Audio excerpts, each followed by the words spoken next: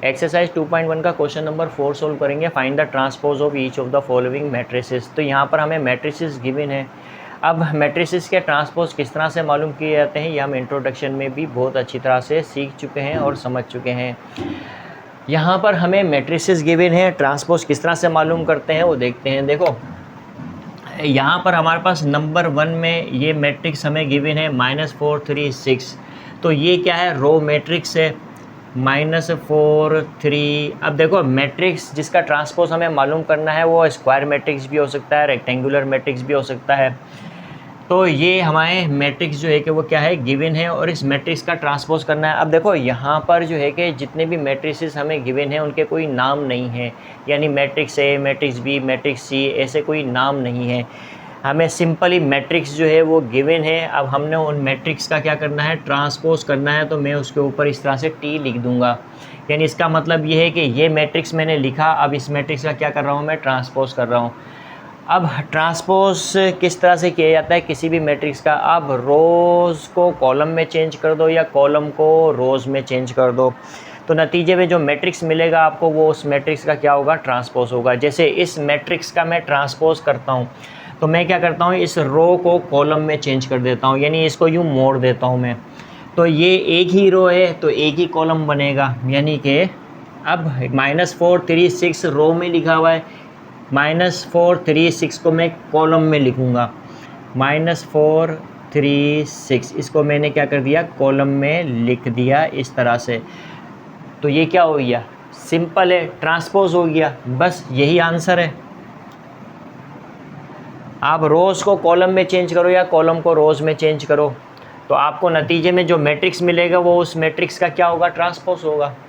तो मैंने ये एक रो थी इसको कॉलम में चेंज कर दिया, आप ये 3 कॉलम है इसको रोज़ में चेंज करोगे तब भी यही रिज़ल्ट मिलेगा आपको। सॉल्यूशन है नंबर 2 पे हमारे पास ये जो मैट्रिक्स है 2 आयोटा 5 आयोटा -3 आयोटा, इसी तरह से 0 -6 आयोटा 2 आयोटा। अब ये मैट्रिक्स मैंने एज इट इज़ यहाँ पे उतारा, अब इसका क्या करना है, ट्रांसपोज करना है। ट्रांसपोज करते हैं।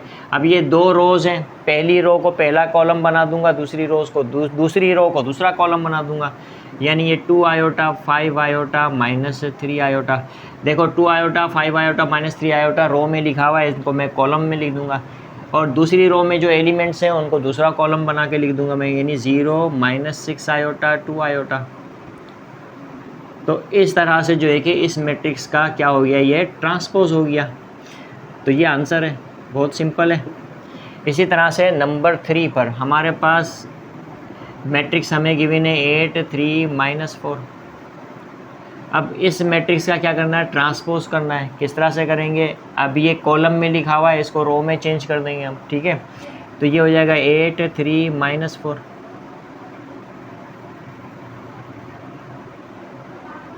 तो इस मैट्रिक्स का ये ट्रांसपोज हो गया। देखो ट्रांसपोज मालूम करना किसी भी मैट्रिक्स का बहुत ही आसान होता है, कोई इतनी मुश्किल बात नहीं है। तो हम यहाँ पर तेज़ी से ही काम करेंगे इसके ऊपर।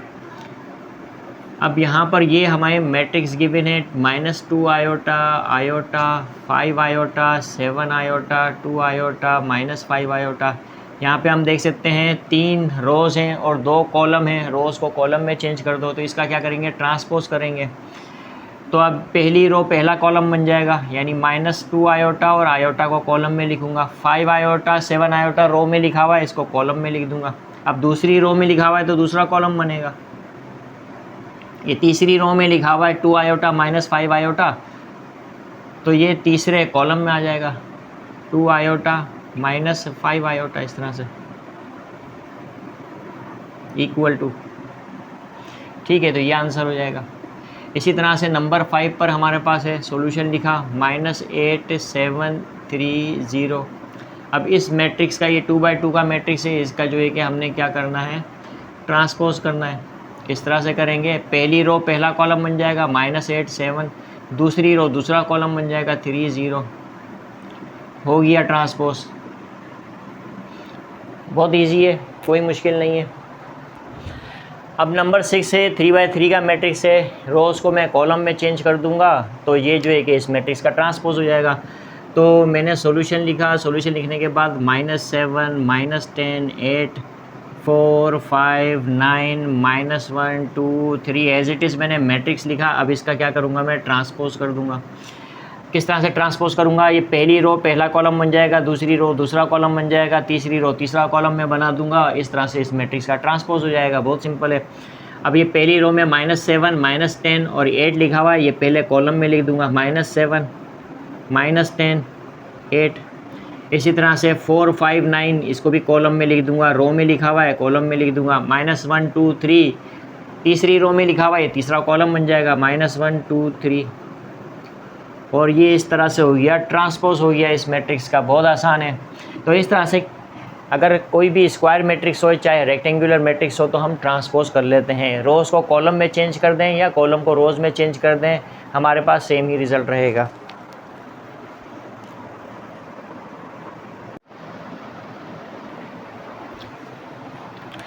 एक्सरसाइज 2.1 का क्वेश्चन नंबर 5 है, write down in tabular form. तो यहाँ पे जितने ही मैट्रिसेस हमें गिवन हैं इन सबको टेबुलर फॉर्म में लिखना है। अब देखो, जिस तरह से सेट को हम टेबुलर फॉर्म में लिखते हैं, बिल्कुल उसी तरह से मैट्रिसेस को भी हम टेबुलर फॉर्म में लिखते हैं। तो यहाँ पर सबसे पहले तो मैं आपको एक जनरल फॉर्म बता देता हूँ कि किस तरह से मैट्रिक्स को टेबुलर फॉर्म में लिखा जाता है। तो देखो, अगर ये हमारे पास एक मैट्रिक्स ए है और इस मैट्रिक्स ए में जो एलिमेंट्स हैं वो AIJ हैं और उसका ऑर्डर m/n है। तो अब इस मैट्रिक्स को हम टेबुलर फॉर्म में किस तरह से लिखेंगे, देखो। अब AIJ all the elements present in matrix A, इसको जाहिर करता है AIJ। यहाँ पर I जो है वो किसको जाहिर करता है, कौन सी वाली रो, और J किसको जाहिर करता है, कौन सी वाली कॉलम, ठीक है। और M और N किसको जाहिर करता है, यहाँ पर ये जो M है नंबर ऑफ़ रोज़, यानी टोटल नंबर ऑफ़ रोज़ इस मैट्रिक्स में कितनी आएंगी, और N total number of columns कितनी आएंगी, ठीक है। तो यहाँ पर जो है हम इसको किस तरह से टेबुलर फॉर्म में लिखते हैं, देखो।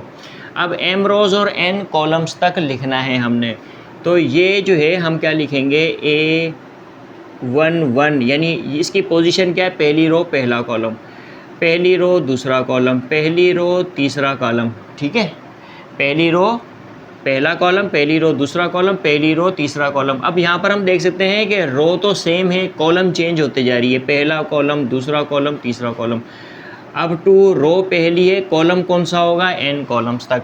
अब देखो, पहली रो ही चल रही है, और कॉलम कौन सा है, पहला दूसरा तीसरा चौथा पांचवा छठा सातवां, जितने भी हों अप टू कहाँ तक, n कॉलम्स तक। इसी तरह से ये दूसरी रो पहला कॉलम, दूसरी रो दूसरा कॉलम, दूसरी रो तीसरा कॉलम, कहाँ तक जाएगा, दूसरी रो n कॉलम तक। इसी तरह से तीसरी रो पहला कॉलम, तीसरी रो दूसरा कॉलम, तीसरी रो तीसरा कॉलम, कहाँ तक जाएगा, तीसरी रो n कॉलम तक। इसी तरह से अब देखो, ये पहली रो दूसरी रो तीसरी रो, फिर चौथी रो पाँचवीं रो छठी रो सातवीं रो, ठीक है, कहाँ तक होगा, m रोज़ तक।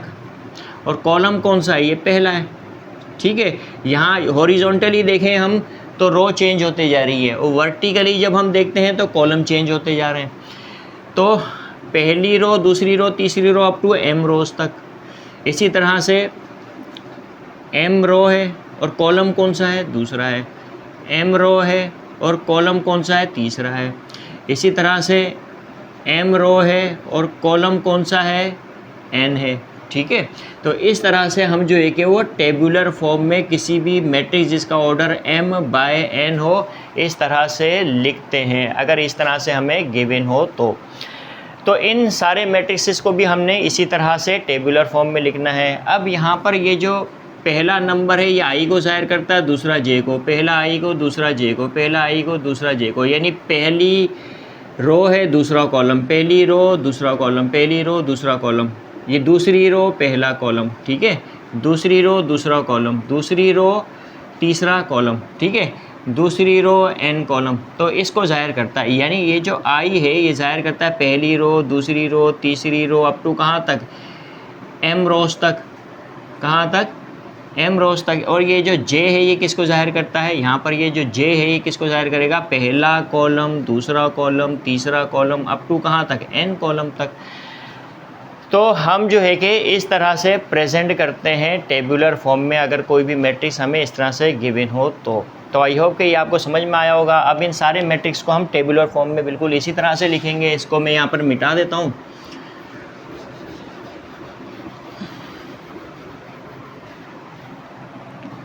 अब ये हमारे पास मैट्रिक्स है, मैट्रिक्स ए, और इसके जो एलिमेंट हैं वो क्या है, ए आई जे हैं 2,3, यानी इसका मतलब ये है कि इस मैट्रिक्स ए में जितने भी एलिमेंट्स होंगे उनका ऑर्डर क्या होगा, 2/3 होगा।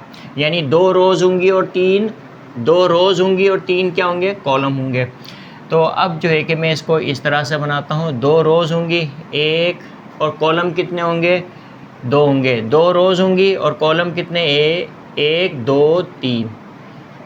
इस तरह से जो है कि हमने बना देना है। 2 रोज़ होंगी और कॉलम कितने होंगे, 3 होंगे। तो इसकी पोजीशन क्या है, पहली रो पहले कॉलम पर, पहली रो दूसरे कॉलम पर है। ये एलिमेंट पहली रो दूसरे कॉलम पर है। ये एलिमेंट कहाँ पर मौजूद है, पहली रो तीसरे कॉलम पर, और ये दूसरी रो पहला कॉलम, दूसरी रो दूसरा कॉलम, और दूसरी रो तीसरा कॉलम। तो इस तरह से ये हमने 2/3 का एक मैट्रिक्स टेबुलर फॉर्म में लिख लिया। तो इस तरह से जो है कि हम टेबुलर फॉर्म में लिखते हैं। अब ये हमारे पास है मैट्रिक्स एक्स, जिसके एलिमेंट को कौन रिप्रेजेंट कर रहा है, एक्स आई जे, और ऑर्डर क्या है, 3/4 है। तो मैं ये मैट्रिक्स लिखूँगा। अब 3/4 का है तो 3 रोज़ और 4 कॉलम्स बनेंगी, यानी 1 2 3 4। तो क्या होंगी, 4 कॉलम्स होंगी। रो क्या है, पहली रो दूसरी रो और क्या होगी, तीसरी रो, इस तरह से। तो 3 रोज़ होंगी और 4 कॉलम्स होंगे इस तरह से। तो पहली रो पहले कॉलम में, पहली रो दूसरा कॉलम, पहली रो तीसरा कॉलम, पहली रो चौथा कॉलम। अब ये दूसरी रो स्टार्ट हो गई, कॉलम पहला, दूसरी रो, कॉलम दूसरा, दूसरी रो, कॉलम तीसरा, दूसरी रो, कॉलम चौथा। अब ये तीसरी रो स्टार्ट हो गई, तो तीसरी रो पहला कॉलम, कॉलम तो पहले ही चल रहा है, तीसरी रो कॉलम कौन सा, दूसरा, तीसरी रो कॉलम कौन सा, ठीक है, दूसरा होगा, तीसरी रो कॉलम कौन सा होगा, तीसरा, तीसरी रो कॉलम कौन सा होगा, चौथा। तो इस तरह से ये 3/4 का हमने एक मैट्रिक्स टेबुलर फॉर्म में लिख दिया। अगर इस तरह से लिखा हुआ है तो हमने इस तरह से टेबुलर फॉर्म में लिख दिया, बहुत आसान है। ये हमारे पास क्या है, मैट्रिक्स बी है, और इसके एलिमेंट को कौन रिप्रेजेंट कर रहा है, बी जे के, और इसका ऑर्डर क्या है, 4/4 है। ओके, तो अब जो है कि इसको टेबुलर फॉर्म में हम किस तरह से लिखेंगे। अब यहाँ पर बी लिखा हुआ है तो 4 रोज़ एंड 4 कॉलम्स होंगे, यानी बी बी बी बी। इसी तरह से ये कितने, 1 2 3 4 कॉलम हो गए, और रोज़ भी 4 होंगी। 1 हो गई, दूसरी रो हो गई, और ये तीसरी रो हो गई, और इसी तरह से जो है कि ये चौथी रो हो गई। बहुत आसानी से बन जाते हैं, ठीक है। अब ये एलिमेंट कहाँ मौजूद है, पहली रो पहले कॉलम, पहली रो दूसरा कॉलम, पहली रो तीसरा कॉलम, पहली रो चौथा कॉलम, दूसरी रो स्टार्ट हो गई, ठीक है। दूसरी रो पहला कॉलम, कॉलम तो पहला चल रहा है, दूसरी रो कॉलम कौन सा, दूसरा, दूसरी रो कॉलम तीसरा, दूसरी रो कॉलम कौन सा है, चौथा। अब ये तीसरी रो स्टार्ट हो गई, तीसरी रो कॉलम पहला, तीसरी रो कॉलम दूसरा, तीसरी रो कॉलम तीसरा, तीसरी रो कॉलम चौथा हो गया। अब ये कौन सी रो स्टार्ट हो गई, चौथी रो स्टार्ट हो गई। तो चौथी रो कॉलम कौन सा है, पहला है, चौथी रो कॉलम कौन सा है, दूसरा है। इसी तरह से चौथी रो है और कॉलम कौन सा है, तीसरा है। चौथी रो है और कॉलम कौन सा है, चौथा है, ठीक है। तो इस तरह से ये 4/4 का हमने एक मैट्रिक्स टेबुलर फॉर्म में लिख दिया। तो देखो इस तरह से जो है कि हम मैट्रिक्स को टेबुलर फॉर्म में लिखते हैं। तो आई होप कि ये आपको समझ में आया होगा। अब हमारे पास क्वेश्चन नंबर 6 है, which of the following are symmetric और स्क्यू सिमेट्रिक मैट्रिक्स। तो सिमेट्रिक मैट्रिक्स इनमें से कौन से हैं और स्क्यू सिमेट्रिक मैट्रिक्स इनमें से कौन से हैं, तो ये हमने जो है वो बताने हैं क्वेश्चन नंबर 6 में। तो देखो सिमेट्रिक मैट्रिक्स क्या होते हैं, स्क्यू सिमेट्रिक मैट्रिक्स क्या होते हैं, ये हम बहुत अच्छी तरह से पढ़ चुके हैं और समझ चुके हैं। हम देखते ही बता सकते हैं, लेकिन हमें यहाँ क्या करना है, कंडीशन को पूरा करना है।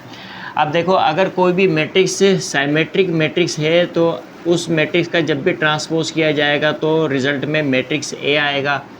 तो ये कंडीशन अगर पूरी होगी तो हम कहेंगे कि मैट्रिक्स ए क्या है, एक साइमेट्रिक मैट्रिक्स है। और अगर जब किसी मैट्रिक्स ए का हम ट्रांसपोज करते हैं, जवाब में नेगेटिव ऑफ मैट्रिक्स ए आता है, तो ये कंडीशन अगर पूरी होगी तो हम क्या कहेंगे कि मैट्रिक्स ए क्या है, एक स्क्यू साइमेट्रिक मैट्रिक्स है। ये जो है कि कंडीशन है किसकी, स्क्यू साइमेट्रिक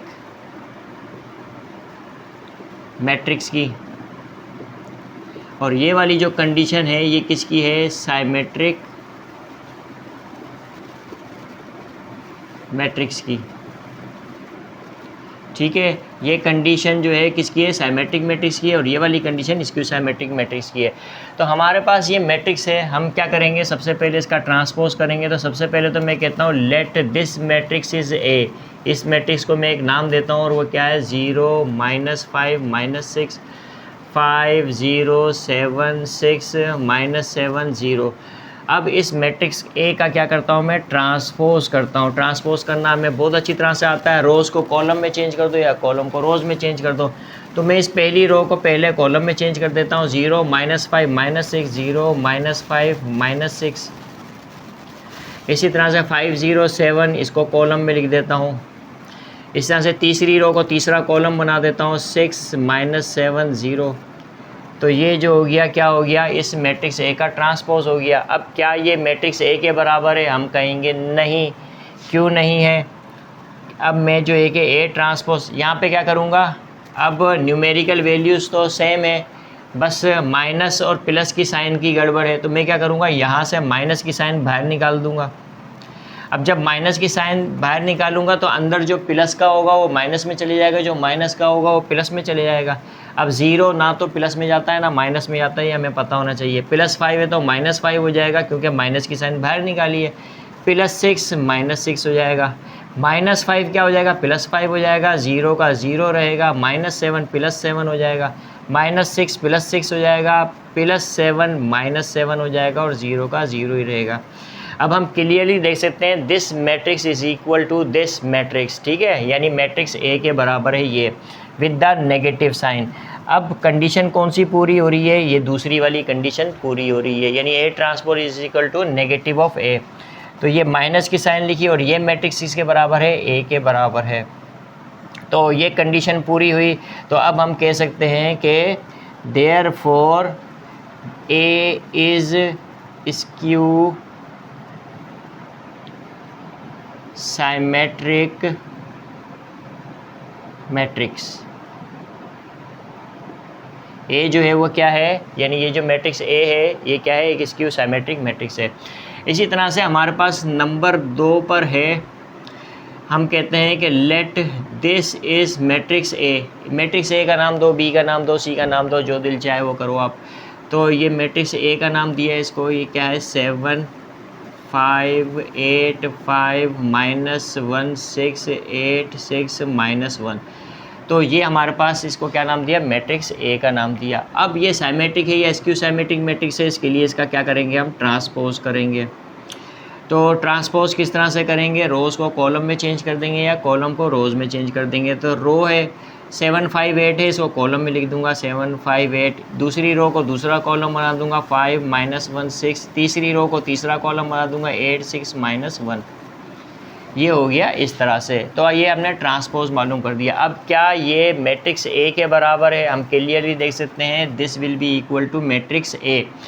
तो यानी कि ए ट्रांसपोज अगेन किसके बराबर आया, मैट्रिक्स ए के बराबर आया।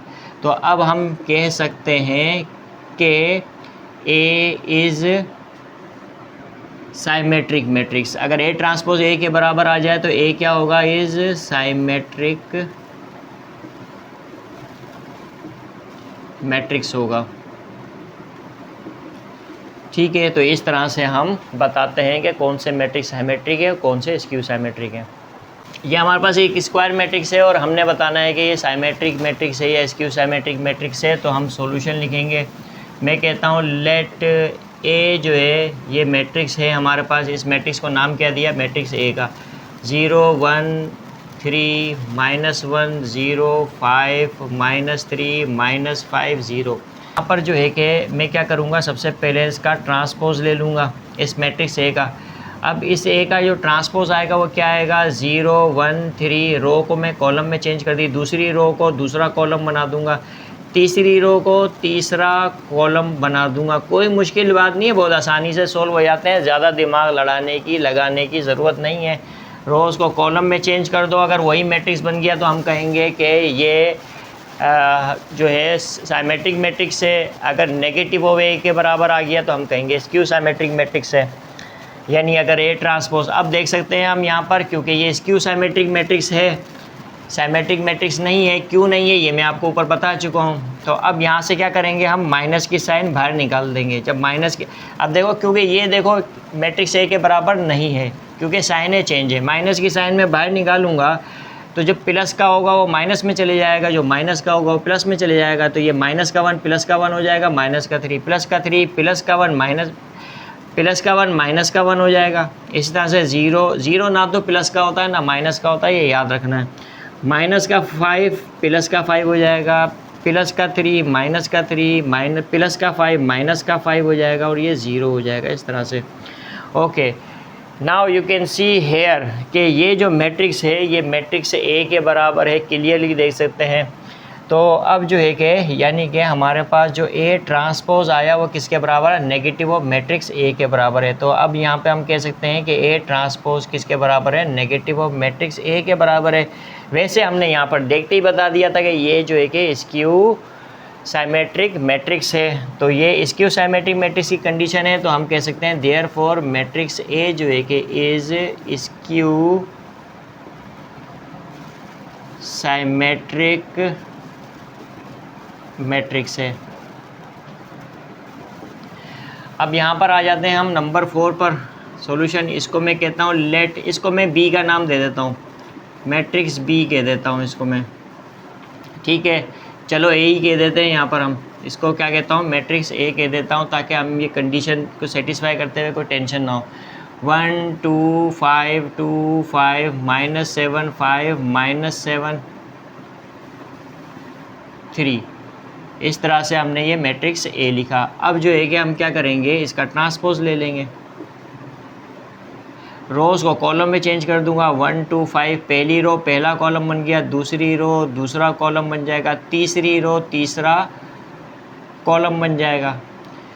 अब क्या ये मैट्रिक्स इसी मैट्रिक्स के बराबर है, बिल्कुल इसी मैट्रिक्स के बराबर है। तो लिहाजा हम कह सकते हैं कि ये जो ए ट्रांसपोज है किसके बराबर आया, मैट्रिक्स ए के बराबर आया। कौन सी कंडीशन पूरी हुई, ये वाली कंडीशन पूरी हुई। ये कंडीशन किसकी है, साइमेट्रिक मैट्रिक्स की है। तो हम कह सकते हैं कि देयरफॉर ए यानी matrix A is symmetric matrix, ठीक है। तो ये आंसर है। इसी तरह से हमारे पास ये मैट्रिक्स है। अच्छा देखो, साइमेट्रिक मैट्रिक्स हो चाहे स्क्यू साइमेट्रिक मैट्रिक्स हो, स्क्वायर मैट्रिक्स होना ज़रूरी है, तभी हमें यहाँ पर जो भी मैट्रिक्स गिवन है वो स्क्वायर मैट्रिक्स हैं। अब स्क्वायर मैट्रिक्स चाहे 2×2 के हों, 3×3 के हों, 4×4 के हों, एंड सो ऑन, ठीक है। तो यहाँ पर जो है कि ये हमारे पास सॉल्यूशन है लेट मैट्रिक्स ए, इसको मैं क्या नाम देता हूँ, मैट्रिक्स ए का 0 -5 4 5 0 -1 -4 1 0। अब देखते हैं इन दोनों में से कौन सी कंडीशन पूरी करेगा। तो हम क्लियरली देख सकते हैं कि इस कंडीशन को पूरी करेगा, यानी ये क्या मैट्रिक्स होगा, मैट्रिक्स ए क्या होगा, एक स्क्यू साइमेट्रिक मैट्रिक्स हो गया होगा। क्यों होगा, क्योंकि देखो प्रिंसिपल डायगोनल 0 है, प्रिंसिपल डायगोनल में एलिमेंट क्या है, 0 है। ये ख़ास खुसूसियत होती है स्क्यू साइमेट्रिक मैट्रिक्स की, प्रिंसिपल डायगोनल का हर एलिमेंट क्या होना चाहिए, 0 होना चाहिए। और नॉन डायगोनल एलिमेंट्स, अब यहाँ पर ये दोनों एक दूसरे के कॉन्जुगेट एलिमेंट्स कहलाएंगे। अगर यहाँ पर ये -5 है, देखो ये पहली रो और दूसरे कॉलम में है, तो यही 5 कहाँ पर आया, दूसरी रो पहले कॉलम में आया, लेकिन साइन चेंज हो गई। ये -5 है तो ये +5 आ गया। ये पहली रो तीसरे कॉलम में लिखा हुआ है तो ये तीसरी रो पहले कॉलम में आ गया और साइन चेंज हो गई। ये दूसरी रो तीसरे कॉलम में लिखा हुआ है तो ये तीसरी रो दूसरे कॉलम में आ गया और साइन चेंज हो गई। ये माइनस का है तो प्लस का हो जाएगा, माइनस का होगा प्लस का होगा, प्लस का होगा तो माइनस का हो जाएगा, ठीक है। तो यहाँ पर हम देखते ही बता सकते हैं कि मैट्रिक्स साइमेट्रिक है या स्क्यू साइमेट्रिक मैट्रिक्स है। तो अब यहाँ पर जो है कि इसका क्या करेंगे, हम ट्रांसपोज करेंगे, क्योंकि हमने कंडीशन को पूरा करना है। इन दोनों में से कोई भी कंडीशन, हमें पता है ये कंडीशन पूरी होगी स्क्यू सिमेट्रिक की, तो ए ट्रांसपोज कर देंगे। तो अब रो को कॉलम में चेंज कर देंगे, 0 - 5 4 हो जाएगा। ऐसा 5 0 - 1 5 0 -1 हो जाएगा, -4 1 0 हो जाएगा, इस तरह से। ओके, तो अब क्या ये मैट्रिक्स इसके बराबर है? हम कहेंगे नहीं, यहाँ तो -5 है, ये +5 है, +4 है, यहाँ पे -4 है। तो हम क्या करेंगे, यहाँ से माइनस की साइन बाहर निकाल देंगे। जब माइनस की साइन बाहर निकाली तो जो प्लस का होगा वो माइनस में चले जाएगा, जो माइनस का होगा वो प्लस में चले जाएगा। इसी तरह से ये -4 हो जाएगा, +1 0 हो जाएगा। अब हम क्लियरली देख सकते हैं this matrix will be equal to this matrix. तो ये मैट्रिक्स इस मैट्रिक्स की इक्वल है, ठीक है। तो जो है कि ए ट्रांसपोज माइनस, अब ये माइनस की साइन लगाई और ये किसके बराबर है? मैट्रिक्स ए के बराबर है, ये मैट्रिक्स ए के बराबर है। तो इसको लिखेंगे A transpose is equal to negative of A के बराबर है। तो कंडीशन कौन सी पूरी हुई? स्क्यू सिमेट्रिक मैट्रिक्स की। तो देयरफॉर जो है कि हम कह सकते हैं कि matrix A is skew symmetric matrix. तो इस तरह से हमने क्वेश्चन नंबर 6 के सारे क्वेश्चन सोल्व कर लिए।